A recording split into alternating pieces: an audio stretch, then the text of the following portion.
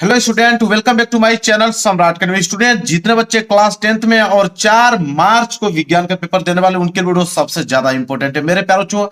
आज मैं आप लोगों को विज्ञान का एक ऐसा वायरल पेपर बताने वाला हूं जो कि 4 मार्च को मेरे प्यारो चो 100% आपके एग्जाम में बनेगा। 100 नहीं मेरे प्यारो चो, मैं 110% की गारंटी लेता हूं।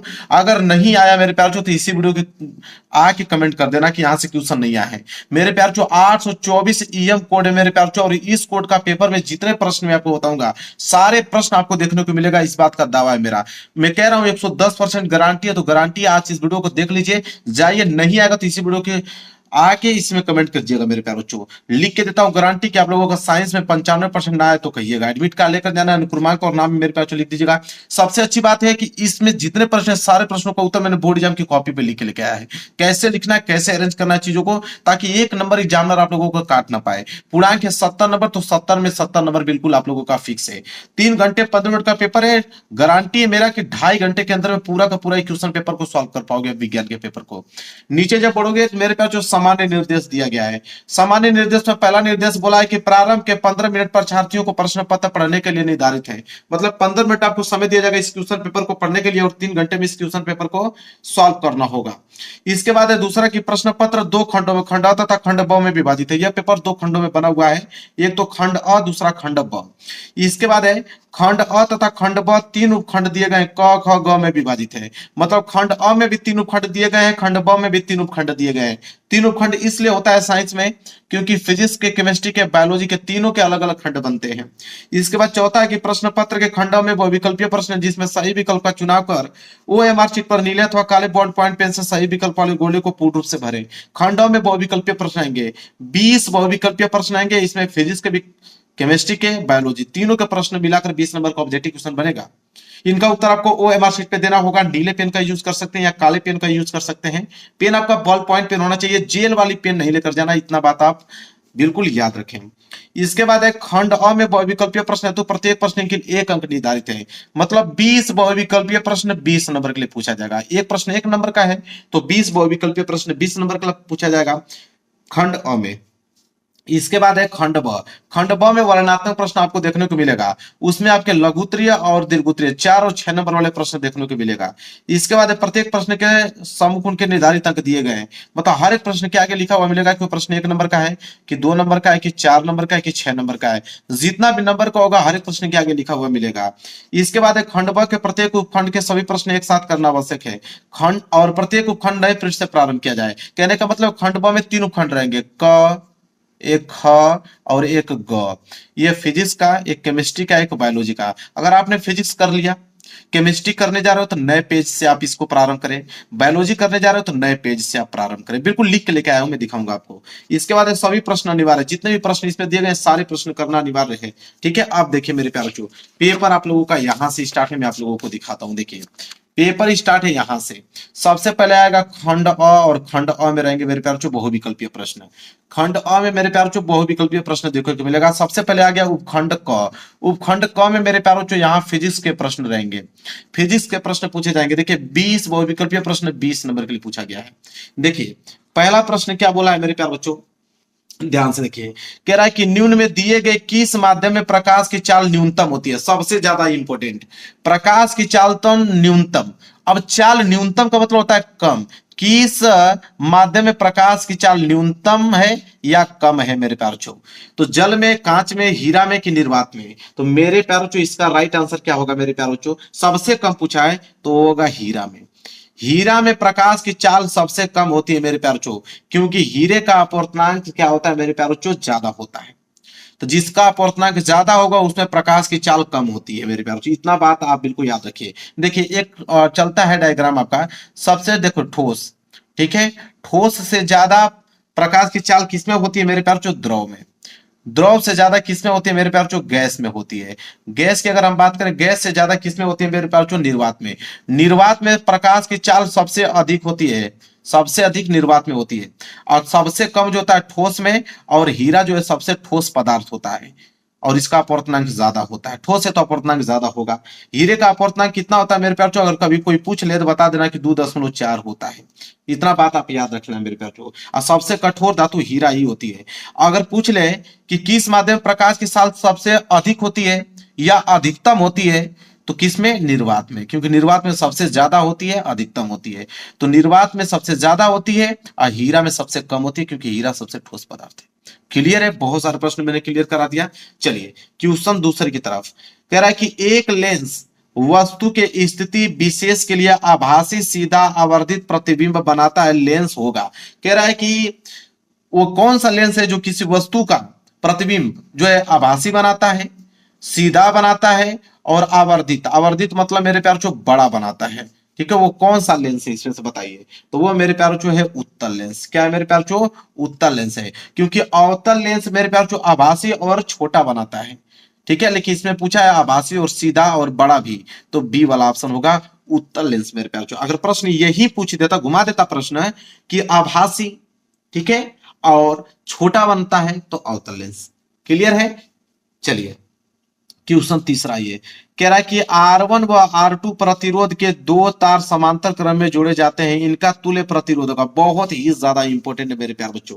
देखिए अब ये कह रहा है कि R1 और R2 दो प्रतिरोध समांतर क्रम में जुड़े हैं, तो समांतर क्रम में जुड़े हैं तो उसका क्या होगा मेरे प्यार बच्चों? 1/R बराबर, फार्मूला क्या होता है? 1/R1, R1 प्रतिरोध है, एक प्रतिरोध है R2, तो इसको भी जोड़ देंगे। यह फार्मूला होता है समांतर क्रम में जोड़ने का। अब मेरे प्यारों जो यहां से करोगे कि 1/R बराबर, यहां से R1 और R2 का एलसीएम लोगे तो हो जाएगा R1 इंटू R2 हो जाएगा। R1 से R1 कैंसिल, बचा R2, R2 को गुणा 1 में करोगे तो इधर हो जाएगा R2, बीच में प्लस लगाइए। R2 से R2 कैंसिल हो गया, बचा R1, R1 को गुणा 1 में करोगे तो ये हो जाएगा R1। हमें चाहिए R की वैल्यू, तो R को हम कर देंगे ऊपर, इधर ये वाला R1 इंटू R2 चला जाएगा ऊपर, और नीचे हो जाएगा R2 प्लस R1। तो इसको हम ऐसे लिख सकते हैं R1 प्लस R2। चाहे 2 में आप 3 जोड़िए, चाहे 3 में आप 2 जोड़िए, 5 तो आएगा ही आएगा। ठीक है, तो जोड़ में हम आगे पीछे लिख सकते हैं। तो R बराबर क्या आ गया मेरे पास? R1 इंटू R2 बटे में R1 प्लस R2, मतलब सी वाला ऑप्शन जो है बिल्कुल राइट आंसर। सबसे ज्यादा इंपॉर्टेंट प्रश्न, इस सारे क्वेश्चंस आपको देखने को मिलेगा एग्जाम में, इससे बाहर आपके एग्जाम में नहीं आने वाले हैं। क्लियर है मेरे प्यारे बच्चों? चलिए अगला प्रश्न देखेंगे, और प्रश्न नंबर यहाँ पे देखेंगे चौथा। देखिए प्रश्न नंबर चौथा क्या है मेरे प्यारे बच्चों? प्रश्न नंबर चौथा है कि किसी शब्दकोश में पाए गए छोटे अक्षरों को पढ़ते समय आप निम्न में से कौन सा लेंस पसंद करेंगे? अगर छोटे अक्षर को पढ़ना है मेरे प्यारे बच्चों तो किस लेंस का प्रयोग करोगे? तो जाहिर सी बात है कि अगर कोई छोटा अक्षर है तो उसको पढ़ने के लिए हम लोग ऐसा लेंस लगाएं जो कि वो अक्षर बड़ा दिखे। ठीक है, तो मेरे प्यारे बच्चों अगर कोई छोटे अक्षर को पढ़ना है तो छोटे अक्षर को पढ़ने के लिए हमें ऐसा लेंस लगाना पड़ेगा कि जो हमें बड़ा दिखे, तभी तो हम पढ़ पाएंगे। ठीक है, तो मेरे प्यारे बच्चों वो है आपका उत्तल लेंस। क्या है मेरे प्यारे बच्चों? उत्तल लेंस। तो देखो अवतल लेंस वाला कैंसिल, ये भी अवतल लेंस कैंसिल। अब उत्तल लेंस इसमें भी दिया गया है और उत्तल लेंस इसमें भी दिया गया है। 5 सेंटीमीटर फोकस दूरी का उत्तल लेंस होगा कि 50 सेंटीमीटर फोकस दूरी का उत्तल लेंस होगा?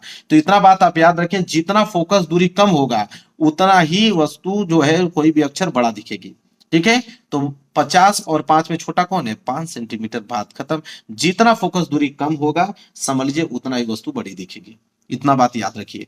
आगे बढ़ते हैं मेरे प्यारे बच्चों, अगला है 5वां। कह रहा है कि चित्र में दर्शाए गए इलेक्ट्रॉन पर चुंबकीय क्षेत्र में क्षेत्र धारा के लंबवत प्रवेश करने पर आरोपित बल की दिशा होगी। अब मेरे प्यारे बच्चों देखिए, इधर इलेक्ट्रॉन को दर्शा रहा है, यह जो आपका एरो दिखाई दे रहा है चुंबकीय क्षेत्र को दर्शा रहा है। कह रहा है कि दिए गए इलेक्ट्रॉन पर चुंबकीय क्षेत्र में क्षेत्र धारा के लंबवत प्रवेश करने पर आरोपित बल की दिशा, बल की दिशा पूछ रहा है कि बल की दिशा कहां पे होगी मेरे प्यारे बच्चों। ठीक है, तो बल की जो दिशा होगी मेरे प्यारे बच्चों वो हो जाएगा आपके कागज के तल के लंबवत नीचे की ओर। सी वाला ऑप्शन जो है मेरे प्यारे बच्चों बिल्कुल राइट आंसर हो जाएगा। ठीक है, very very most important question है, इस बात को एकदम बिल्कुल याद कर। नीचे का मतलब होता है मेरे प्यारे बच्चों अंदर, और ऊपर का मतलब होता है बाहर। ठीक है, तो कागज के तल के लंबवत नीचे की ओर, ये प्रश्न इतना ज्यादा इंपॉर्टेंट है, ये प्रश्न जरूर देखने को आपको मिलेगा। इतना बात अपने दिमाग में फिट कर लीजिए, भूलिएगा मत। 1 2 3 बार प्रैक्टिस कर लीजिएगा, ये मत कहिएगा कि भूल गया और नहीं आया तो फिर क्या करें। ये प्रश्न बनने वाले हैं, सारे प्रश्न बनेंगे आपके एग्जाम में। 6 है कि श्वेत प्रकाश को प्रिज्म से गुजारने जाने पर सबसे अधिक विचलन कोण वाला रंग होगा। मतलब कि अगर श्वेत प्रकाश अगर हम गुजार दे किसी प्रिज्म से, देखिए सिंपल ये कह रहा है कि कोई प्रिज्म है, अगर इस प्रिज्म से अगर हम श्वेत प्रकाश गुजारे तो सबसे अधिक विचलन किस रंग का होगा मेरे प्यारे बच्चों। तो अगर श्वेत प्रकाश से अगर हम कोई भी अगर प्रिज्म से श्वेत प्रकाश गुजारेंगे तो 7 रंगों में विभक्त होता है। ये बात सबको मालूम है कि सबसे अधिक विचलन किस रंग का होता है मेरे प्यारे बच्चों, बैगनी रंग का होता है। सबसे अधिक विचलन किस रंग का होता है, बैगनी रंग का। यही क्वेश्चन में पूछा है, लेकिन यहाँ पे हो गया आप लोगों का दिक्कत, क्योंकि बैगनी रंग तो ऑप्शन में दिया ही नहीं है। तब क्या करोगे, अब मेरे प्यारे बच्चों यहाँ पे एक आप ग्राफ याद करोगे। ग्राफ क्या होता है कि V I B G Y O R, ठीक है, विथ गोर, ठीक है, आपको याद करना है। सबसे अधिक विचलन किसका होता है मेरे प्यार जो, बैगनी रंग का। तो बैगनी रंग तो है नहीं। इसके बाद आई आ गया। आई का मतलब होता है इंडिगो। इंडिगो मतलब जामुनी, ठीक है। इंडिगो मतलब मेरे प्यार जो जामुनी कलर। जामुनी कलर है क्या इसमें, जामुनी कलर है नहीं। इसके बाद आ गया ब्लू। ब्लू मतलब नीला। तो नीला ऑप्शन में दिख रहा है क्या, बिल्कुल दिख रहा है। तो डी वाला ऑप्शन जो है बिल्कुल राइट आंसर हो जाएगा। कोई जरूरी नहीं है कि आप लोगों को बैगनी रंग ही ऑप्शन में दे, नहीं, बैगनी नहीं दिया है तो आप नारंगी चेक करें, इसके बाद ब्लू चेक करें, इसके बाद ग्रीन चेक करें, फिर पीला चेक करें, फिर ऑरेंज करें, फिर रेड लाल रंग चेक करें। तो इस तरह कोई भी ऑप्शन में आप लोगों का दे सकता है मेरे प्यारे। इस तरह यह है जो बढ़ते क्रम में चलता है, ठीक है, ऐसे चलता है। सबसे अधिक, फिर उससे कम, फिर उससे कम, उससे कम, उससे कम, ऐसे चलता है। क्लियर है मेरे प्यार जो। चलिए आगे बढ़ते हैं। अगला प्रश्न देख लीजिए, 7वां। कह रहा है कि आसमान का रंग नीला दिखता है, किसके कारण आसमान दिखता है नीला, ठीक है। तो आसमान का रंग नीला दिखता है प्रकाश के अपवर्तन के कारण मेरे प्यारों जो, बिल्कुल नहीं, अपवर्तन के कारण नहीं। अपवर्तन के कारण तो तारे टिमटिमाते हैं, प्रकाश के विचलन के कारण नहीं। प्रकाश के पूर्ण आंतरिक परिवर्तन बिल्कुल नहीं। प्रकाश के प्रकिरण के कारण, जी बिल्कुल, प्रकाश के प्रकिरण के कारण आकाश का रंग जो है नीला दिखाई देता है, ठीक है। ऐसा क्यों होता है मेरे प्यारों, क्योंकि मालूम है आपको कि सूर्य के प्रकाश में 7 रंग होते हैं, और बैगनी रंग जो है मेरे प्यारों अधिक विचलन होता है, तरंग दैर्घ्य भी ज्यादा होता है बैगनी रंग का, ठीक है। इसलिए मेरे प्यारों क्या होता है, नीला दिखाई देता है। क्लियर है। चलिए 7वां का सी जो है बिल्कुल राइट आंसर हो जाएगा। आगे बढ़ते हैं। 8वां। 8वां स्टार्ट करने पहले स्टार्ट हो गया उपखंड ख मेरे प्यारों चो। उपखंड ख क्या है मेरे प्यारों चो, देखिए 8वां। 8वां है कि एक तत्व ए का परमाणु क्रमांक 8 है, तो ए पे पावर -2 में कुल कितने इलेक्ट्रॉन हैं। अब मेरे प्यारों बच्चों ये बताइए कि ए का यहाँ परमाणु क्रमांक 8 दिया है और ए माइनस पूछा है। माइनस का मतलब होता है मेरे प्यार चो माइनस इलेक्ट्रॉन। माइनस इलेक्ट्रॉन का मतलब होता है मेरे प्यार चो कि यहाँ पे त्याग कर रहा है, ठीक है। क्या कर रहा है, इलेक्ट्रॉन को त्याग कर रहा है मेरे प्यार बच्चों, ठीक है, त्याग कर रहा है। तो यहाँ पे हो जाएगा 8 और +2, 8 और 2 मिलकर हो जाएंगे कितने, 10। बात खत्म। 10 इलेक्ट्रॉन होंगे। ए पे पावर -2 में कुल कितने इलेक्ट्रॉन होंगे, 10 इलेक्ट्रॉन होंगे। क्लियर है मेरे प्यारे बच्चों, आपको समझ में आ गया, कोई दिक्कत नहीं होना चाहिए मेरे प्यारे बच्चों। क्लियर है। चलिए यहां तक समझ में आ गया। अरे माइनस, सॉरी माइनस है ना, तो माइनस का मतलब होता है मेरे प्यारे बच्चों यहाँ पे, ठीक है, क्या कर रहा है, ग्रहण कर रहा है। माइनस का मतलब उल्टा चलता है ना, माइनस रहेगा तो ग्रहण करेगा, प्लस रहेगा तो त्यागेगा। इस बात को याद रखना, सॉरी मिस्टेक हो गया है। तो माइनस रहेगा तो ग्रहण करेगा। तो ए परमाणु में 8 क्रमांक ऑलरेडी था और 2 ग्रहण कर लिया, तो 8 2 मिलकर हो जाएगा 10। अगर क्वेश्चन ऐसे अगर आपको कोई पूछ दे कि अगर ए का परमाणु क्रमांक अगर आपको 11 है, ठीक है, और यहाँ पे पूछे कि ए +1 में कुल कितने इलेक्ट्रॉन होंगे, तो प्लस का मतलब कि इलेक्ट्रॉन त्याग रहा है, तो 10 में से 1 घटा दोगे और 11 में से 1 घटा दोगे तो बच जाएगा आपका 10। मतलब प्लस रहेगा तो समझ लीजिए कि क्या करोगे मेरे प्यारों यहाँ पे माइनस करोगे, अब माइनस रहेगा तो क्या करोगे, प्लस करोगे। इतना बात आप याद रखना, ठीक है। चलिए अगला देखिए, 9 प्रश्न है कथन और निष्कर्ष से। देखिए कथन पहला दिया है कि इलेक्ट्रॉनों के स्थानांतरण द्वारा बड़ा बंद आयनिक बंद कहलाता है। तो इलेक्ट्रॉनों के स्थानांतरण द्वारा बड़ा बंद आयनिक बंद कहलाता है, बिल्कुल ये बात तो सही है। दूसरा कथन क्या कर रहा है कि आयनिक बंद की उपस्थिति के कारण आयनिक यौगिक का गलनांक व क्वथनांक कुछ होता है, ये भी बात सही है। देखिए इलेक्ट्रॉनों के हस्तांतरण के द्वारा बना बंद आयनिक बंद कहलाता है। जैसे Na पे प्लस चार्ज है, क्लोरीन पे माइनस चार्ज है, ये आपस में आयनों का आदान प्रदान करके ये बना दिया आपका NaCl बना दिया, बिल्कुल आयनिक बंद बन गया, बिल्कुल सही। तो पहला कंडीशन तो कथन सही हो गया। दूसरा है कि आयनिक बंद की उपस्थिति के कारण आयनिक यौगिक का गलनांक व क्वथनांक कुछ होता है। उचित इसलिए होता है क्योंकि जब आयनिक बंद बनता है मेरे प्यारे बच्चों यहाँ पे, तो आयनिक बंद जो होता है बहुत मजबूत बनता है। उसको तोड़ने के लिए अधिक ऊर्जा की आवश्यकता होगी, तो अधिक ऊर्जा की आवश्यकता होगी तो इसलिए गलनांक और क्वथनांक कुछ होगा। तो मतलब पहला और दूसरा कथन दोनों सही है। इसलिए देखिए इसका क्या हो जाएगा राइट आंसर कि कथन पहला व कथन दोनों सत्य, मतलब सी वाला ऑप्शन जो है बिल्कुल राइट आंसर हो जाएगा। क्लियर है मेरे प्यारे बच्चों। चलिए आगे बढ़ते हैं प्रश्न नंबर 10वें की तरफ। कह रहा है कि प्लास्टिक थैलियों में आलू के चिप्स को सड़ने से बचाने के लिए निम्न में से कौन सी गैस प्रयोग होती है। अब मेरे प्यारे बच्चों, ये आलू का अगर चिप्स ले लिया जाए, ठीक है, तो इसमें कौन सी गैस का प्रयोग करते हैं कि ताकि यह चिप्स सड़े ना, तो इसमें नाइट्रोजन गैस का प्रयोग करते हैं। किसका?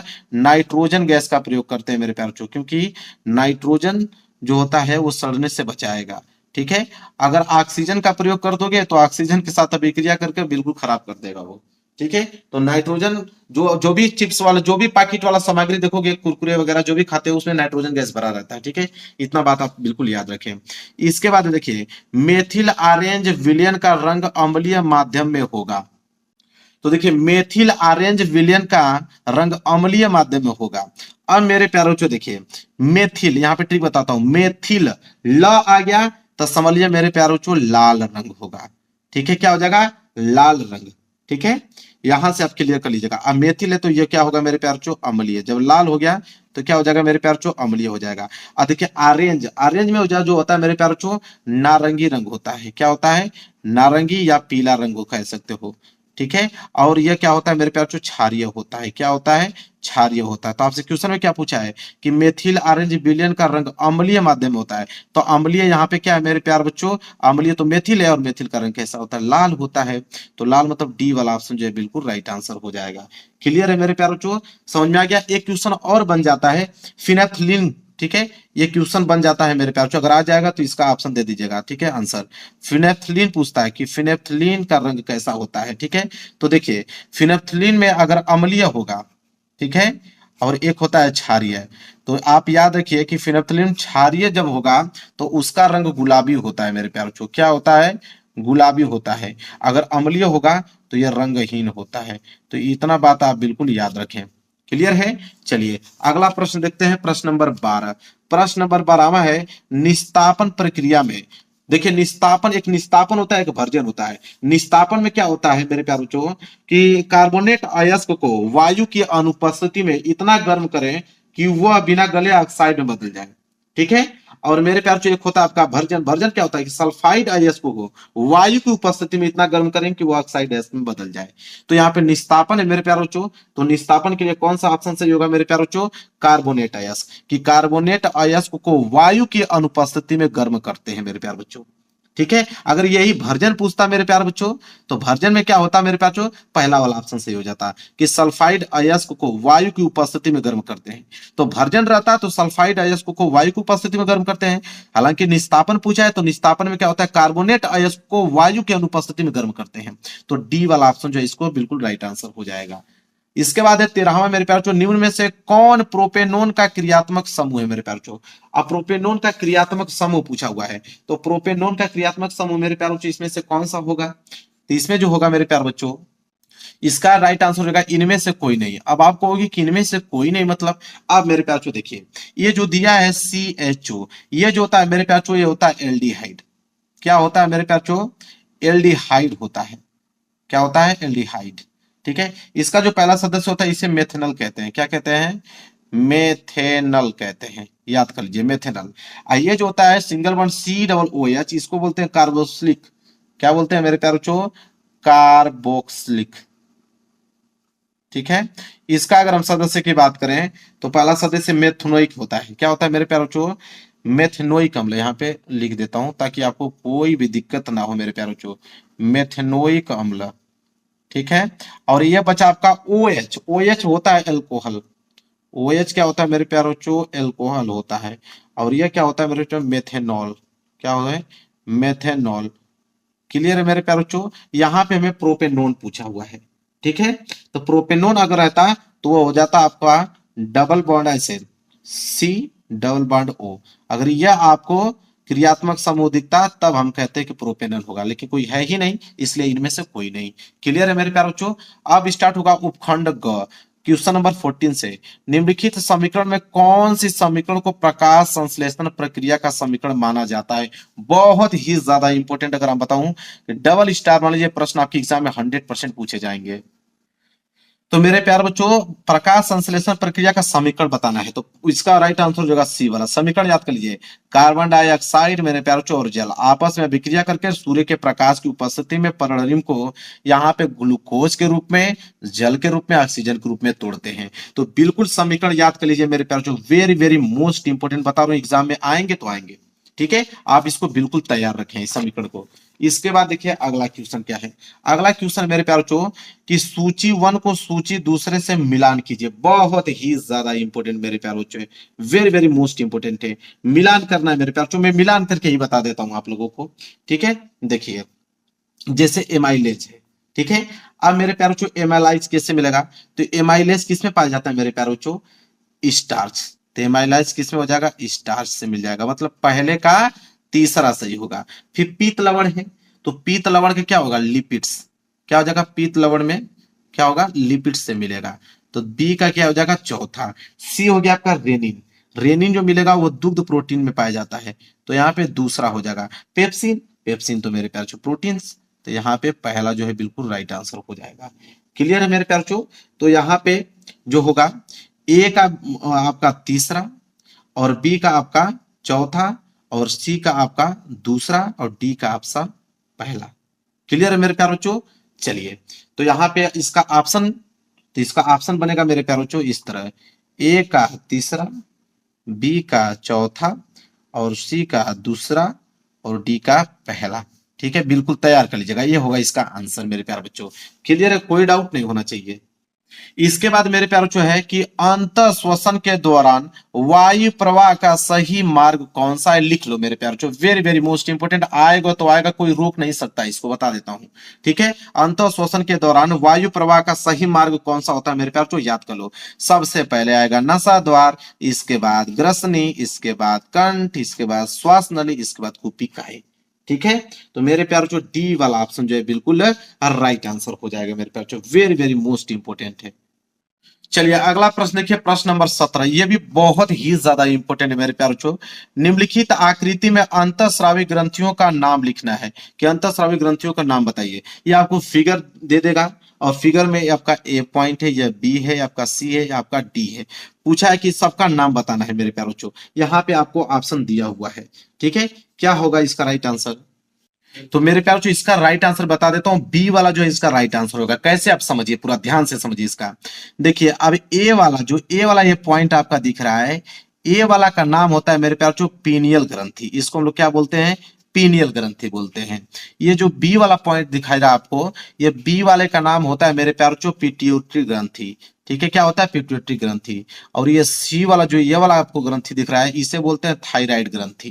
ठीक है, और ये जो डी वाला, ये वाला ग्रंथि दिख रहा है, इसे हम बोलते हैं थाइमस ग्रंथि मेरे प्यारे बच्चों। तो यहाँ पे आपका बी वाला ऑप्शन जो है बिल्कुल राइट आंसर हो जाएगा। क्लियर है, इसको याद कर लीजिए मेरे प्यारे बच्चों, पूरा का पूरा जो बता रहा हूं लिख लो। 110% गारंटी ये पेपर में आपके बनेंगे तो बनेंगे, कोई रोकने वाला नहीं है। ठीक है, आगे देखिए अगला है प्रश्न नंबर 18। देखिए प्रश्न नंबर 18 क्या मेरे प्यारे बच्चों, विद्युत आवेग के प्रवाह की सही दिशा कौन सी है। वेरी वेरी मोस्ट इंपोर्टेंट ये प्रश्न है, बहुत ही ज्यादा इंपोर्टेंट है। तो विद्युत आवेग के प्रवाह की दिशा पूछा है यहाँ पे, तो मेरे प्यारे बच्चों इसका जो राइट आंसर हो जाएगा मेरे प्यारे बच्चों, वो होगा आप लोगों का सी वाला। ठीक है, क्या होगा, सी वाला। ठीक है, ऑप्शन सी मेरे प्यारे बच्चों इसलिए होगा क्योंकि यहाँ पे जो है ये जो सूचना प्रसार होता है मेरे प्यारे बच्चों, वो द्रुमिका के होते हुए तंत्रिका कक्ष में जाता है मेरे प्यारे बच्चों। जैसे आप समझ सकते हो कि यह जो है आप लोगों का, ये आपका द्रुमिका क्या है, द्रुमिका है मेरे प्यारे बच्चों, द्रुमिका है। ये जो खाली स्थान आप देख रहे हो मेरे प्यारे बच्चों, इसको सिनेप्स बोलते हैं। क्या बोलते हैं, सिनेप्स बोलते हैं। ठीक है, इसके बाद द्रुमिका से होते हुए सिनेप्स के माध्यम से कहां पे जाएगा मेरे प्यारे बच्चों, तंत्रिका कक्ष में जाएगा। ये जो आप देख रहे हो ये क्या है मेरे प्यारे बच्चों, तंत्रिका कक्ष है। ठीक है, ये वाला भाग, तो यहां पे लिखोगे तंत्रिका कक्ष, तंत्रिका कक्ष। इसके बाद फिर जाके द्रुमिका से मिल जाता है, इसलिए सी वाला जो है बिल्कुल राइट आंसर होगा। इसको मेरे प्यारे बच्चों आपको बताता हूं कि 110% गारंटी ये क्वेश्चन आपके बनेंगे तो बनेंगे, इसको याद कर लीजिएगा। ठीक है, ये क्या विद्युत आवेग के प्रवाह की सही दिशा है, सी वाला ऑप्शन जो है मेरे प्यारे बच्चों बिल्कुल क्या हो जाएगा, राइट आंसर हो जाएगा। आगे बढ़ेंगे क्वेश्चन नंबर 19 की तरफ। चलिए अगला प्रश्न देखते हैं, प्रश्न नंबर 19। देखिए मेरे पास जो प्रश्न नंबर 19 में 100% गारंटी है, 110% के प्रश्न आपके एग्जाम में बनेंगे कि निम्नलिखित चित्र में भाग ए, बी तथा सी किस क्रम में है, मेरे प्यार बच्चों बताना है। तो देखिए मेरे प्यार बच्चों, ए है और ये बी है और ये आपका क्या है मेरे प्यार बच्चों, सी है। ठीक है, देखिए ए को हम बोलते हैं प्रांकुर, बी को क्या बोलते हैं बीज पत्र, और सी को क्या बोलते हैं मूलांकुर। इसलिए सी ऑप्शन जो है मेरे प्यार बिल्कुल राइट आंसर हो जाएगा। तो ए यहाँ पे प्रांकुर है, बी यहाँ पे बीज पत्र है, सी हमारा मूलांकुर है। तो याद कर लीजिए सी वाला जो है बिल्कुल राइट आंसर हो जाएगा। चलिए आगे देखते हैं प्रश्न नंबर 20वां मेरे प्यार बच्चों। देखिए फिर आ गया है कि निम्न सूचियों का मिलान कीजिए, मिलान वाला फिर प्रश्न आ गया। चलो मैं मिला के दिखाता हूँ। ये प्रश्न भी मेरे प्यार बच्चों 100% आपके एग्जाम में बनने वाले हैं। ये सूची पहला है, ये सूची दूसरा है मेरे प्यार बच्चों। ठीक है, देखिए यहाँ पे दिया हुआ है मेरे प्यार बच्चों क्या, देखिए इसका मिलान मेरे प्यार बच्चों बिल्कुल जो है मेरे प्यार बच्चों बिल्कुल सिंपल है, बिल्कुल सिंपल है। अमोनिया उत्सर्जी जो है वो मिलेगा ए से, क्योंकि जलीय वह अकशेरुकी में पाए जाते हैं। यूरिया उत्सर्जी मिलेगा उभयचर से, और सी वाला यूरिक अम्ल उत्सर्जी जो है वो पक्षी में भी और साथ ही साथ मेरे प्यार बच्चों सरीसृप में भी पाए जाते हैं। बस देखिए बिल्कुल सीधा सीधा मिलान है मेरे प्यार बच्चों, बिल्कुल आसान है, कोई दिक्कत नहीं है याद करने में। प्रश्न आएगा तुरंत आंख बंद करके इसका जवाब दे पाओगे। 20 के 20 ऑब्जेक्टिव क्वेश्चन मैंने करा दिया, 20 के 20 ऑब्जेक्टिव क्वेश्चन बिल्कुल सही होने चाहिए आपके। क्लियर है। चलिए अब आएगा यहाँ से वर्णात्मक प्रश्न और खंड ब। इसमें भी सबसे पहले उपखंड क रहेगा, इसमें आपके फिजिक्स के प्रश्न रहेंगे। कितने नंबर के लिए? 50 नंबर के लिए। देखिए 21वां प्रश्न यहां से स्टार्ट होता है फिजिक्स का। बोला है कि ओम का नियम लिखिए, किसी तार के प्रतिरोध को प्रभावित करने वाले किन्हीं दो कारकों का उल्लेख कीजिए। 400 वाट का एक बल्ब 200 वोल्ट के विद्युत स्रोत से जुड़ा है, तो बल्ब की केवल 5 मिनट उपयोग में लाया जाता है, तो बल्ब में प्रवाहित धारा तथा उसमें उत्पन्न ऊष्मा की मात्रा ज्ञात कीजिए। 4 नंबर के लिए प्रश्न बहुत ही ज्यादा इंपॉर्टेंट है। सबसे पहले हम लोग देखेंगे ओम का नियम लिखे, तो पहले ओम का नियम देखते हैं, इसके बाद न्यूमेरिकल को सॉल्व करेंगे। तो ओम का नियम, तो पहले ओम का नियम कैसे लिखेंगे? पहले खंड ब। वर्णात्मक प्रश्न, वर्णात्मक प्रश्न में भी उपखंड क है। फिर प्रश्न उत्तर संख्या 21 से, ठीक है। और 21 में मेरे प्यारो चो सबसे पहला है ओम का नियम। देखिए ओम का नियम क्या कहता है कि ओम के नियम के अनुसार यदि किसी चालक तार की भौतिक अवस्थाएं जैसे लंबाई, क्षेत्रफल, ताप न बदली जाए, तो उसके सिरों पर लगाए गए विभवांतर वो उसमें बहने वाली धारा का अनुपात जो है नियत रहता है। ठीक है, जैसे विभवांतर को अगर हम धारा में भाग दें तो जो नियतांक आएगा वो फिक्स आएगा मेरे प्यारे बच्चों, जैसे v बटे आई बराबर नियतांक। ठीक है, एक पॉइंट और लिख दीजिएगा नोट में कि जहां नियतांक को हम प्रतिरोध कहा जाता है और जिसका मात्रक क्या होता है? ओम होता है। इतना पॉइंट आपको लिखना। एग्जामिनर देखिए कितना प्रभावित होता है। ये तो ओम का नियम हुआ, इसमें बहुत सारे प्रश्न पूछा था। ठीक है, अब देखिए अब अगला उसी में, ठीक है, अब इतना प्रश्न थोड़ी हुआ। अब ध्यान दीजिए, हमें तो अभी ओम का नियम हमने बताया कि ओम का नियम क्या है। फिर बोला है किसी तार के प्रतिरोध को प्रभावित करने वाले किन्हीं दो कारकों का उल्लेख कीजिए। तो हम लोग लिखेंगे प्रभावित करने वाले दो कारक कौन कौन? पहला लंबाई पर निर्भर करता है, क्योंकि जो जिसका लंबाई होता है, ठीक है, मेरे ख्याल से बोला है किसी तार के प्रतिरोध को प्रभावित करने वाले किन्हीं दो कारकों का उल्लेख पूछा ना। तो प्रतिरोध जो होता है लंबाई पे निर्भर करता है, मतलब प्रतिरोध लंबाई के अनुक्रमानुपाती होता है, जैसे लंबाई बढ़ाओगे प्रतिरोध भी बढ़ेगा। क्लियर है। दूसरा अनुप्रस्थ काट के क्षेत्रफल, मतलब कि क्षेत्रफल को बढ़ाओगे प्रतिरोध घटेगा, प्रतिरोध को बढ़ाओगे क्षेत्रफल घटेगा, मतलब एक दूसरे के व्युत्क्रमानुपाती होते हैं। ठीक है, तो लंबाई पर निर्भर करता है, उसके अनुक्रमानुपाती होता है। अनुप्रस्थ काट के क्षेत्रफल उसके क्या होता है? व्युत्क्रमानुपाती होता है। तो दो कारक हमने बता दिया आपको। देखिए कितना डिटेल में लिखा है। इसके बाद उसी में न्यूमेरिकल भी दिया है। क्या दिया है? कह रहा है कि 400 वाट का एक बल्ब 200 वोल्ट के विद्युत स्रोत से जुड़ा है, अब बल्ब केवल 5 मिनट उपयोग में लाया जाता है, तो बल्ब में प्रवाहित धारा तथा इसमें उत्पन्न ऊष्मा की मात्रा ज्ञात कीजिए। तो सबसे पहले देखिए दिया है 400 वाट पी का वैल्यू दिया है, 200 वोल्ट वी का वैल्यू दिया है, टी समय 5 मिनट में पूछा है, तो 5 मिनट को हम सेकंड में चेंज कर देंगे, तो 60 का गुणा करोगे तो 300 सेकंड हो जाएगा। देखिए प्रवाहित धारा, तो प्रभावित धारा हम निकालेंगे, तो यहां पे सूत्र लगाएंगे आई बराबर पी बटे वी। तो पी का वैल्यू 400, वी का वैल्यू 200, कटा दोगे तो 2 एम्पियर, आई बराबर 2 एम्पियर आ गया। उष्मा पूछा है, उष्मा मतलब हीट, तो हीट मतलब मेरे प्यारों जो यहाँ पे हीट का फॉर्मूला क्या होता है? H बराबर आई स्क्वायर आर टी। तो सबसे पहले मेरे प्यारों जो हम लोग यहाँ निकालेंगे आर। ठीक है, तो आर बराबर वी बटे आई फार्मूला लगाएंगे। ठीक है, तो वी का वैल्यू 200 और बटे आई का वैल्यू यहां से 2 एम्पियर निकला है, काट दोगे तो 100 ओम आ जाएगा आर का वैल्यू। अब आर का वैल्यू भी आ गया और यहाँ पे आई का वैल्यू दिया है, टी भी दिया है। अब यहां से हिट का सूत्र लगा दोगे। क्या है हिट का सूत्र मेरे प्यारे बच्चों, कि एच बराबर आई स्क्वायर आर टी। आई का वैल्यू कितना है 2, तो 2 का स्क्वायर, आर का वैल्यू कितना है 100 गुणे टी का वैल्यू कितना है 300। जब गुणा कर दोगे तो 1.2 गुणे 10 पे पावर 5 जूल आएगा उष्मा मेरे प्यारे बच्चों। क्लियर है। चलिए प्रश्न उत्तर 21 कंप्लीट मेरे प्यारे बच्चों। चलिए प्रश्न नंबर 22 की तरफ बढ़ते। देखिए प्रश्न नंबर 22 क्या है। देखिए प्रश्न 22 है मेरे प्यारे बच्चों, बहुत ज्यादा इंपॉर्टेंट है कि निकट दृष्टि दोष से पीड़ित एक व्यक्ति अधिक से अधिक 100 मीटर की दूरी तक ही देख सकता है।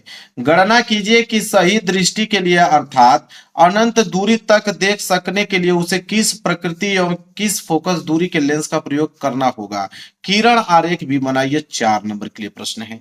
तो सबसे पहले हम लोग देखेंगे प्रश्न उत्तर संख्या 22। लिखेंगे व्यक्ति जो है निकट दृष्टि दोष से पीड़ित है, क्योंकि बोला है कि निकट दृष्टि दोष से पीड़ित है व्यक्ति अधिक से अधिक 100 मीटर की दूरी तक ही देख सकता है। ठीक है, तो उसमें व्यक्ति में निकट दृष्टि दोष है। लिखेंगे वह 100 मीटर तक ही देख सकता है। यदि अनंत पर रखी वस्तु का प्रतिबिंब 100 मीटर पर बनाया जाए तब उसे दिखाई देगा। अब देखिए वस्तु की दूरी, तो वस्तु को कहां रखा जाएगा अनंत पे, तो u बराबर माइनस अनंत हो गया। प्रतिबिंब की दूरी कहां बनेगा 100 मीटर पे, तो v बराबर माइनस 100 मीटर हो गया। लेंस सूत्र लगाएंगे और लेंस सूत्र से यहां पे हम लोग कैलकुलेट करेंगे तो f का वैल्यू आ गया माइनस के 100 मीटर। ठीक है, माइनस के 100 मीटर आ गया। अब प्रकृति भी पूछा है मेरे प्यार बच्चों। ठीक है, अब इसका चित्र भी। तो मेरे प्यार जो निकट दृष्टि दोष है, तो निकट दृष्टि को दूर करने के लिए हम लोग अपसारी लेंस का प्रयोग करेंगे, मतलब अवतल लेंस का प्रयोग करेंगे। किरण आरेख भी देखिए हमने खींच रखा है। बिल्कुल मेरे प्यार जो प्रश्न 22 जो है कंप्लीट हो गया। आगे बढ़ेंगे प्रश्न नंबर 23 की तरफ। बोला है कि किसी चालक का प्रतिरोध किन किन बातों पर निर्भर करता है। वेरी वेरी मोस्ट इंपोर्टेंट आपको बता रहा हूं कि किसी चालक प्रतिरोध किन किन बातों पर निर्भर करता है। एक विद्युत बल्ब 80 वोल्ट संचालित करने के लिए कितना प्रतिरोध उसके श्रेणी क्रम में जोड़ना चाहिए जिससे यह उतनी ही धारा ले जितना प्रतिरोध हो। 4 नंबर के लिए प्रश्न है मेरे प्यारे बच्चों। तो सबसे पहले हम लोग देखिए इसका उत्तर कैसे लिखेंगे। प्रश्न उत्तर संख्या 23 लिखेंगे किसी चालक का प्रतिरोध निम्नलिखित बातों पर निर्भर करता है। पहला लंबाई पर, अर्थात लंबाई बढ़ाने पर प्रतिरोध बढ़ेगा, क्योंकि लंबाई की क्या होता है अनुक्रमणपाती होता है। दूसरा किस पे निर्भर करता है अनुप्रस्थ काट के क्षेत्रफल पे, अर्थात क्षेत्रफल बढ़ाने पर प्रतिरोध का मान भी बढ़ जाएगा, कम होगा, क्योंकि प्रतिरोध जो होता है क्षेत्रफल के व्युत्क्रमानुपाती होता है। इसके बाद ताप पर निर्भर करता है। चौथा चालक के पदार्थ पर निर्भर करता है। ऐसे 4 पॉइंट लिखोगे, सिंपल, एग्जाम में खुश हो जाएगा। इसके बाद मेरे प्यारों चाहिए, इसके बाद क्वेश्चन भी हमसे पूछा था। उसमें क्या क्वेश्चन पूछा था आप देखिए, मैं दिखाता हूं। क्वेश्चन हमसे यह पूछा था कि एक विद्युत बल्ब अगर 80 वोल्ट पर संचालित करने के लिए कितना प्रतिरोध उसके श्रेणी क्रम में जोड़ना चाहिए जिससे यह उतनी ही धारा ले जितना क्या हो प्रतिरोध। तो जितना धारा ले उतना ही प्रतिरोध हो, मतलब धारा प्रतिरोध बराबर होना चाहिए। तो V बराबर 80 वोल्ट माना, धारा I बराबर मैंने x एम्पियर मान लिया और प्रतिरोध R बराबर x ओम, क्योंकि दोनों बराबर उसमें बोला है। ओम का नियम लगाएंगे, V बराबर IR, V का वैल्यू 80 रखेंगे, I का वैल्यू x और R का वैल्यू भी x है। तो 80 बराबर x स्क्वायर, x का निकालोगे वैल्यू तो यह अंडर रूट में हो जाएगा और 80 का वर्गमूल निकालोगे तो लगभग 9 आ जाएगा। मतलब I बराबर भी 9 एम्पियर, R बराबर भी 9 ओम। बात खत्म। देखिए कितना सिंपल है। क्लियर है। चलिए आगे देख लीजिए मेरे प्यारे बच्चों, प्रश्न उत्तर संख्या 24। देखिए 24वां प्रश्न क्या है। 24वां मेरे प्यारे बच्चों 3 प्रश्न दिया गया है, क ख ग। 6 नंबर के लिए है। क वाला है कि मैक्सवेल के दाएं हाथ के अंगूठे के नियम को चित्र बनाकर समझाइए। 2 नंबर इसमें मिलेगा। पहले इसको देखते हैं। प्रश्न उत्तर संख्या 24 का क, मैक्सवेल के दाएं हाथ के अंगूठे का नियम। देखिए मैक्सवेल के दाएं हाथ के अंगूठे का नियम क्या कहता है कि यदि हम किसी चालक तार को अपने दाएं हाथ में इस प्रकार पकड़े कि अंगूठा जो है तार में बहने वाली धारा की दिशा में हो तथा अंगुलियां चुंबकीय क्षेत्र की दिशा में बताएंगी। मेरे प्यार बच्चों देखिए ये दाहिना हाथ है, इस तरफ पकड़ने के लिए बोला है। इस तरह यदि हम किसी चालक तार को अपने दाएं हाथ में इस प्रकार पकड़ेंगे, ये जो अंगूठा जो जा रहा है ऊपर, अंगूठा बहने वाली धारा की दिशा को प्रदर्शित करे, ये जो अंगुलियां हैं ये चुंबकीय क्षेत्र की दिशा को प्रदर्शित करे। देखिए बिल्कुल हाथ में इस तरह चित्र बना लीजिए, हो जाएगा आपका काम। इसके बाद उसी में ख वाला प्रश्न पूछा है कि फ्लेमिंग के बाएं हाथ का नियम से आप क्या समझते हैं, यह किस लिए उपयोगी है। तो चलिए देखते हैं फ्लेमिंग के बाएं हाथ का नियम। लिखेंगे इसमें कि यदि हम अपने बाएं हाथ के अंगूठा तथा उसके पास वाली तर्जनी अंगुलियों को इस प्रकार फैलाएं कि तीनों परस्पर क्या हो, लंबवत हो, 90 अंश पे हो। ठीक है, इस तरह। ठीक है, मैं दिखाता हूं वहां पे चित्र बनाकर। यदि अंगूठे के पास वाली तर्जनी में चुंबकीय क्षेत्र की दिशा तथा दूसरी अंगुली जिसे मध्यमा बोलते हैं वो विद्युत धारा की दिशा में हो, तो अंगूठा अंगूठा किसको दर्शाएगा मेरे प्यार को, चालक पर लगने वाले बल की दिशा को प्रदर्शित करेगा। ठीक है, अब देख सकते हो यह वाला इस तरह। ठीक है, ये अंगूठा जो है मेरे प्यार बच्चों ये बल की दिशा को डिनोट कर रहा है, ये तर्जनी जो अंगुली है ये चुंबकीय क्षेत्र की दिशा को डिनोट कर रही है, और मध्यमा जो है धारा की दिशा को डिनोट कर रहा है। यह है बाएं हाथ का नियम मेरे प्यार बच्चों, बिल्कुल स्पष्ट लिखा हूं, आप उसको मेरे प्यार बच्चों नोट कर लीजिए। ठीक है, इसके बाद देखिए ग वाला प्रश्न। इसमें ग वाला प्रश्न एक और पूछा था कि चुंबकीय बल रेखाओं के कोई 4 गुण लिखिए। चलिए देखते हैं 4 गुण। तो चुंबकीय बल रेखाओं के 4 गुण निम्नलिखित हैं, कौन कौन देखिए। पहला तो यह है कि चुंबकीय बल रेखाएं हमेशा उत्तरीय ध्रुव से निकलती है तथा दक्षिणी ध्रुव में जाती है। ठीक है, चुंबक के बाहर, तो ऐसे लिखिएगा चुंबक के बाहर चुंबकीय बल रेखाएं हमेशा उत्तरीय ध्रुव से निकलती हैं और दक्षिणी ध्रुव की ओर जाती हैं। और यह चुंबक के अंदर, चुंबक के बाहर तो यह हो गया, चुंबक के अंदर क्या होती है कि दक्षिणी ध्रुव से उत्तरी ध्रुव की ओर होती है।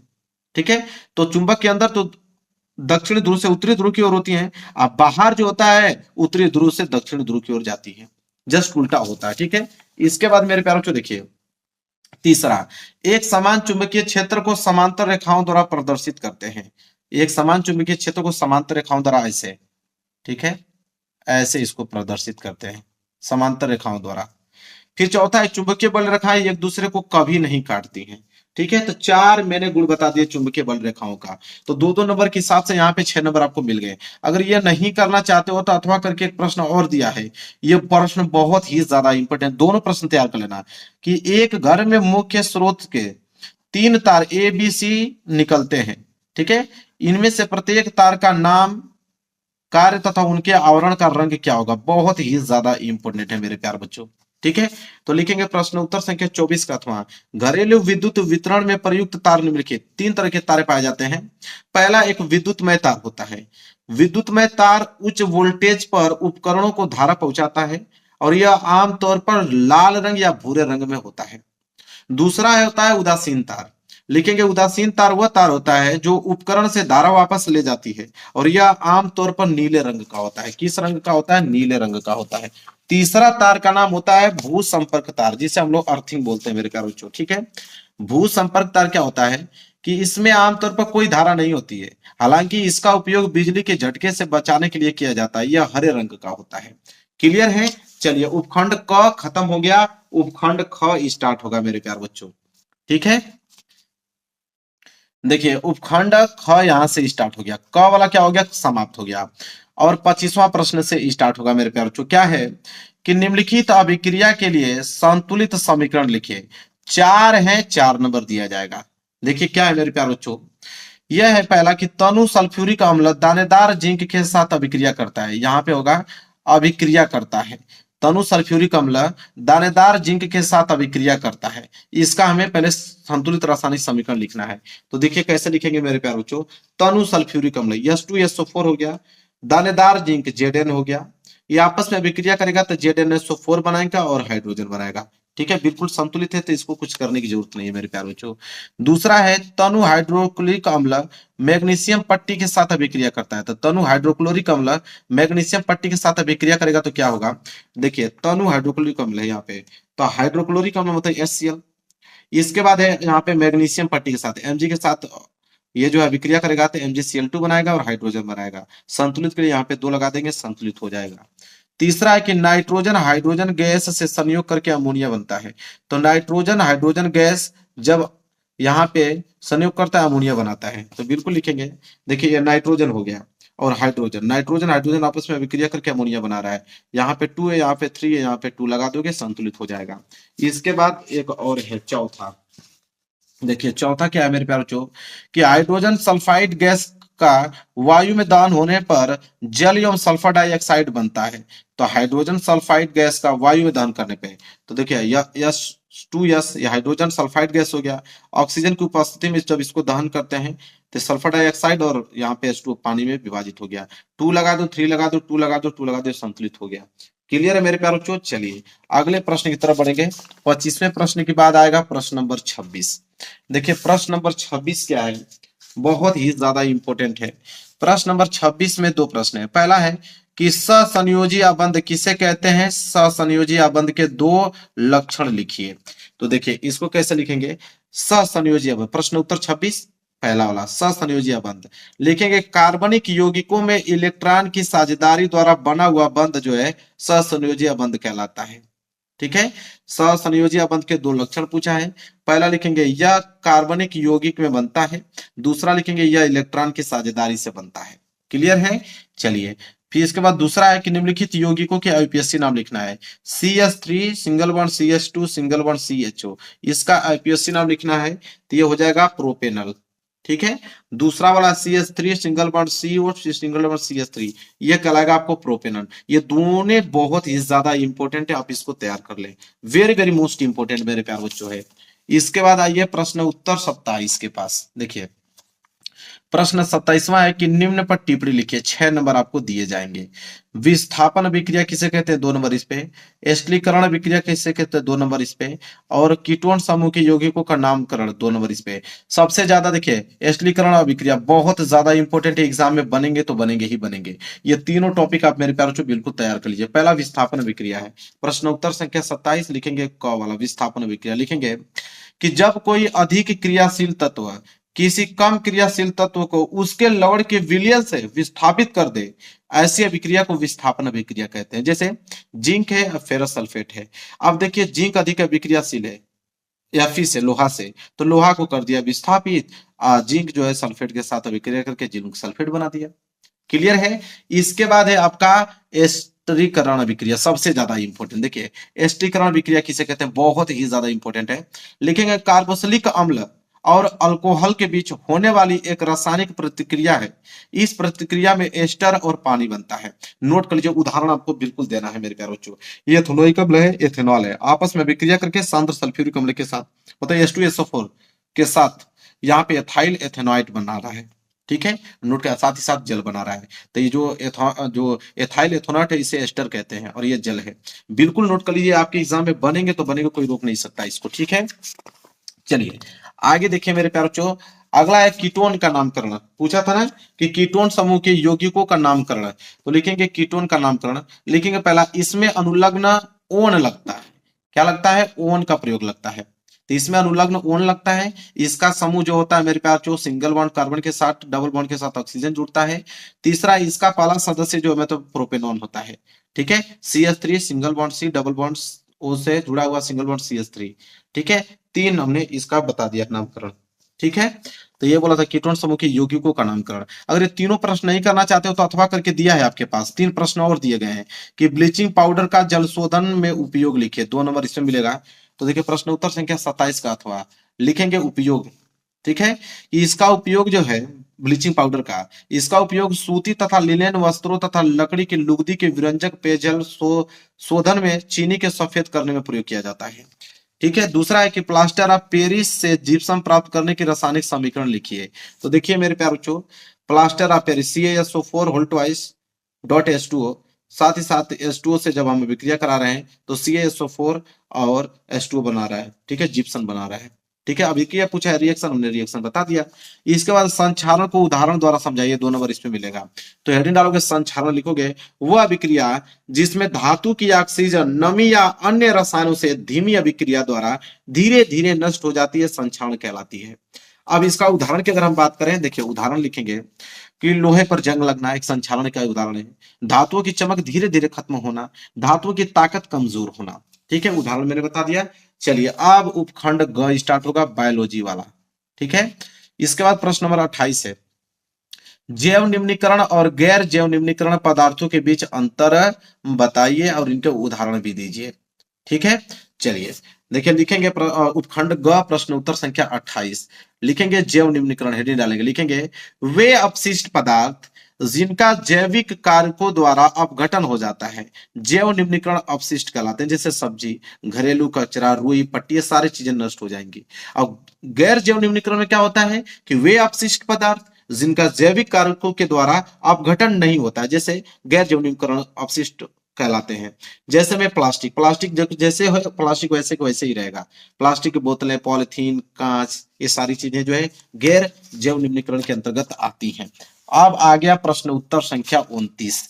ठीक है, प्रश्न उत्तर संख्या 29 क्या है मेरे प्यारे बच्चों, उसको देखते हैं।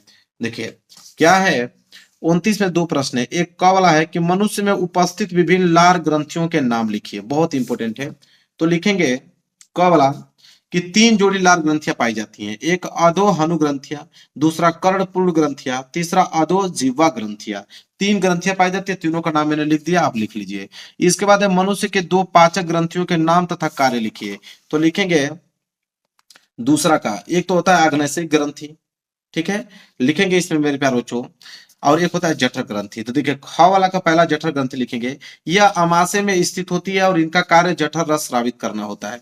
दूसरा होता है अग्नाशयिक ग्रंथि, इनका कार्य अग्नाशयिक रस तथा हार्मोन्स इंसुलिन स्रावित करना होता है। आग्नेयसिक रस एक पूर्ण पाचक रस है, यह ग्रहणी में पहुंचकर पाचन में सहायक करता है। अग्नाशयिक रस में एमाइलेज, लाइपेज तथा ट्रिप्सिन एंजाइम होते हैं। तो मेरे प्यार बच्चों, हमसे प्रश्न में क्या पूछा था, मनुष्य के 2 पाचक ग्रंथियों का नाम तथा कार्य। तो 2 पाचक ग्रंथियां मैंने, एक जठर ग्रंथि, एक अग्नाशयिक ग्रंथि बता दी, उसका कार्य भी मैंने बता दिया। ठीक है, हेडिंग डालकर। इसके बाद है प्रश्न उत्तर संख्या 30।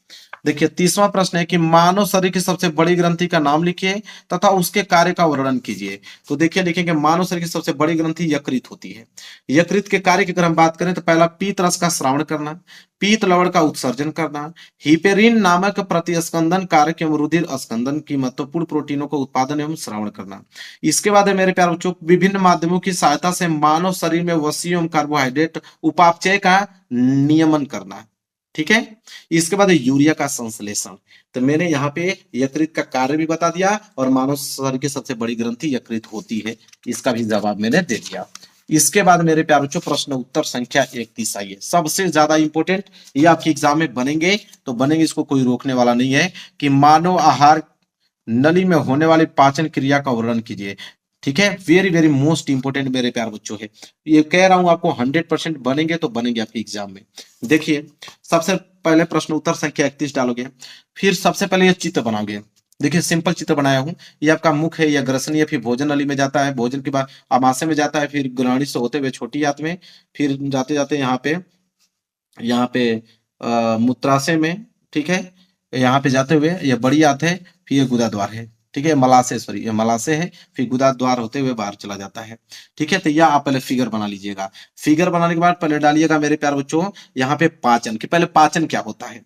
पाचन में लिखेंगे कि जटिल पोषक पदार्थों को जल अपघटन द्वारा सरल पोषक पदार्थों में बदलने की क्रिया को हम पाचन कहते हैं। दूसरे डी रहेगा कि मानव में पाचन क्रिया, लिखेंगे कि मनुष्य के पाचन तंत्र में एक लंबी आहार नलिका होती है, यह 8 से लेकर 10 मीटर लंबी होती है और मुख से गुदा तक फैली होती है। इस आहार नाल के विभिन्न भागों में निम्न प्रकार से भोजन का पाचन होता है। सबसे पहले भोजन का पाचन मुख में पाचन स्टार्ट होता है। मुंह में दांत भोजन को छोटे छोटे कणों में तोड़ते हैं और जिह्वा लार की मदद से भोजन की अच्छी तरह मिलाती है एवं भोजन को लसलसा बनाती है। यहाँ लार में उपस्थित एंजाइम लार एमाइलेज या टाइलिन, मंड या स्टार्च कणों को शर्करा में बदल देते हैं अथवा इनका पाचन करते हैं। इसके बाद होता है ग्रसिका। ग्रसिका में लिखेंगे यह भोजन को आमाशय के भीतर धकेलने में सहायता करती है। ग्रसिका की पेशिका का क्रमबद्ध फैलना एवं सिकुड़ना क्रमाकुंचन कहलाता है। ग्रसिका में किसी भी प्रकार का पाचन नहीं होता है। इसके बाद आमाशय में पाचन, लिखेंगे कि यह कैपिटल जे आकार की थैलीनुमा संरचना होती है। भोजन के आमाशय में प्रवेश करने पर जठर ग्रंथियां उत्तेजित होकर जठर रस का श्रावण करती हैं। जठर रस में 97.99% जल श्लेष्म HCl तथा पेप्सिन एंजाइम होते हैं। ठीक है, इसके बाद लिखेंगे उसी में आगे कि वयस्क मनुष्य में रेनिन का अभाव होता है। HCl की उपस्थिति के कारण जठर रस अम्लीय होता है। चौथा लिखेंगे ग्रहणी एवं क्षुद्रांत में पाचन क्रिया, लिखेंगे इसमें कि छोटी आंत आहार नाल का सबसे बड़ा भाग है, यह अधिक कुंडलित होती है भोजन का पाचन क्षुद्रांत के ग्रहणी भाग में होता है। छोटी आंत में कार्बोहाइड्रेट, प्रोटीन व वसा का पूर्ण पाचन है हो जाता है। ग्रहणी में पीत रस एवं अग्नाशयिक रस भोजन में मिल जाते हैं। क्षुद्रांत की दरारों से आंत्रीय रस की श्रावण होता है। इसके बाद लिखेंगे वृद्धांत, मतलब बड़ी आंत। लिखेंगे बड़ी आंत अधिक चौड़ी तथा छोटी आंत की तुलना में कम लंबी होती है। बिना पचा हुआ भोजन वृद्धांत में भेज दिया जाता है, जहां अधिक संख्य दीर्घरोम इसमें उपस्थित जल का अवशोषण कर लेते हैं और शेष पदार्थ गुदा द्वार द्वारा शरीर के बाहर मल के रूप में त्याग दिया जाता है। इसके बाद लिखेंगे प्रश्न उत्तर संख्या 31। अगर मतलब यह 31वां नहीं करना चाहते हो तो अथवा करके एक प्रश्न दिया है, अगर ये नहीं करना चाहते हो तो मानव में लिंग निर्धारण प्रक्रिया का विस्तार से वर्णन कीजिए। ये भी 100% आपके एग्जाम में बन रहे हैं। ठीक है, कि मानव में लिंग निर्धारण प्रक्रिया का विस्तार से वर्णन कीजिए। तो प्रश्न उत्तर संख्या 31 का अथवा लिंग निर्धारण की प्रक्रिया पॉइंट बना के लिखोगे। पहला लिखोगे कि मनुष्य में लिंग निर्धारण की प्रक्रिया युग्म कजन के दौरान होती है। युग्म कजनन में अर्धसूत्री विभाजन द्वारा अगुणित युग्मों का निर्माण होता है। दूसरा पॉइंट लिखेंगे स्त्री में बने हुए सभी युग्मक 22+X व 22+X गुणसूत्र, जबकि पुरुष में दो प्रकार के युग्मक पाए जाते हैं, 22+X तथा 22+Y गुणसूत्र वाले होते हैं। इसके बाद तीसरा, निषेचन के पश्चात समय नर से प्राप्त शुक्राणु X तथा Y गुणसूत्र वाला अंड से मिलता है। इस प्रकार लिंग का निर्धारण में बने युग्मनज में क्रमशः 44+XX या 44+XY गुणसूत्र हो सकता है। 3 पॉइंट इधर मैंने लिखा दिया, 1 पॉइंट और इसके बाद यह क्वेश्चन समाप्त हो गया। क्या है देखिए, इस प्रकार लिंग का निर्धारण निषेचन के समय ही शुक्राणु के गुणसूत्र द्वारा ही हो सकता है, क्योंकि सभी मादा एक ही प्रकार के गुणसूत्र रखते हैं। इतना आसान, इतना डिटेल कोई आपको बताने वाला नहीं मेरे प्यारों चो। ये हो गया पेपर आप लोगों का समाप्त। अगर आपको चाहिए मेरे प्यारों चो 95% मार्क्स आपको विज्ञान में, तो इस पेपर को आपको आज ही तैयार करना पड़ेगा मेरे प्यार बच्चों। जाइए 95% लेकर आइए मेरे प्यार बच्चों। वीडियो को लाइक कर देना, चैनल पर नए हो चैनल को जरूर सब्सक्राइब कर लेना। मिलेंगे एक प्यार से नेक्स्ट वीडियो में, तब तक के लिए धन्यवाद।